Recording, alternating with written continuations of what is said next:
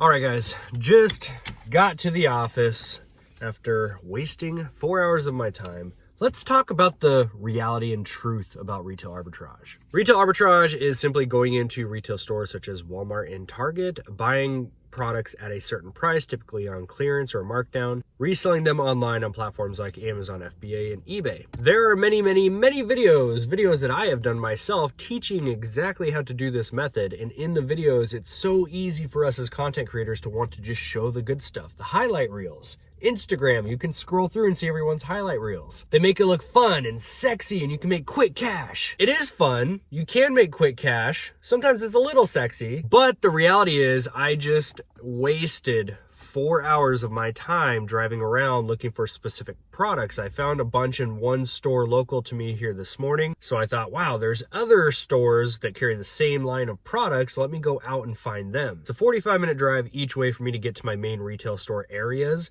I'm in a very small town south of Portland. So I hit the road with the idea that I was going to make hundreds of dollars net profit today just picking up a few of these items. 6 stores later, I am now back at the office, and I called it quits halfway through my planned route. I had planned on hitting at least 10 to 12 different stores today. And that brings us to the truth of retail arbitrage, is you are going to have to accept that you are going to have more of these type of days than you will the home run days. If you can accept that and be okay with it, you're going to do just fine building a retail arbitrage or RA type of business. But I will tell you this, I've been doing this for 4.5 years. I'm by no means an expert. I've just been doing this a few years longer than most people. But even after 4.5 years, you would think I'd be able to have a day like this where I didn't find anything. I literally bought a bottle of whiskey. That was my bolo I bought for myself today. So you would think after all this time, I would be able to just have one of the days and just push it off like, okay, it's another day at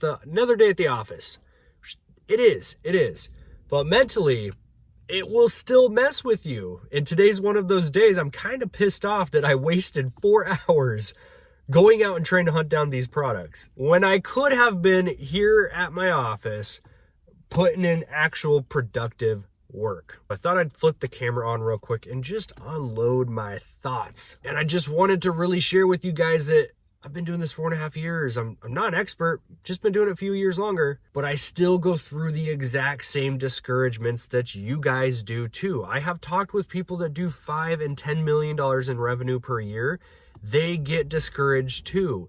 It's not like you hit this sales goal per year and then all of a sudden you don't go through these mental days that can really be rough and make you kind of question things sometimes. There's honestly a moment today where after about store number 3 of just wasting my time, I sat back in the car and I thought, why am I even doing retail arbitrage? But then I have times like this morning when I accidentally found this line of products that I bought up, and I made $300 net profit within about a 30-minute time frame. I merchant filled on Amazon. They were sold by the time I even got to the office. That's the trade-off, and it's very hard to find a middle ground when you are outsourcing. There's going to either be days, at least for me, comment below, I'm curious what you guys go through. I tend to find these sourcing trips are going to go 2 ways. One, I'm going to find nothing.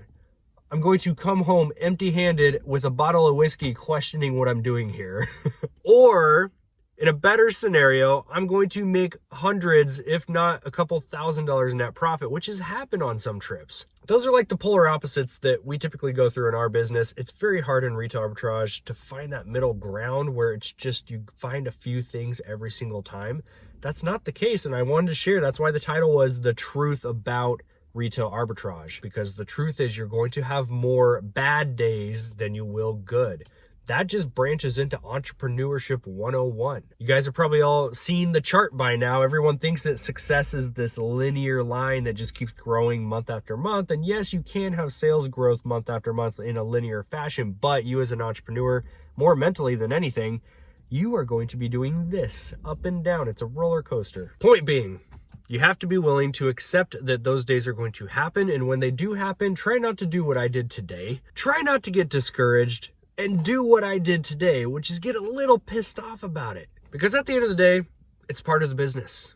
And if you can't mentally be okay with that and accept it, this isn't going to be the business for you. Not many businesses will be for you, actually, because no matter what business you choose, there's going to be pros and there's going to be cons. It's yin and yang. There's always balance in life. So with that being said, I'm curious what your thoughts are when it comes to these types of days. What do you guys typically do when you just don't find anything? Do you find yourself getting discouraged? Do you just brush it off? It's another day at the office and then go on to the next day. I'm always curious how everyone else mentally wraps their head around that. Some of you might be like me and just pour a nice glass of whiskey because why not? Tomorrow is a new day though.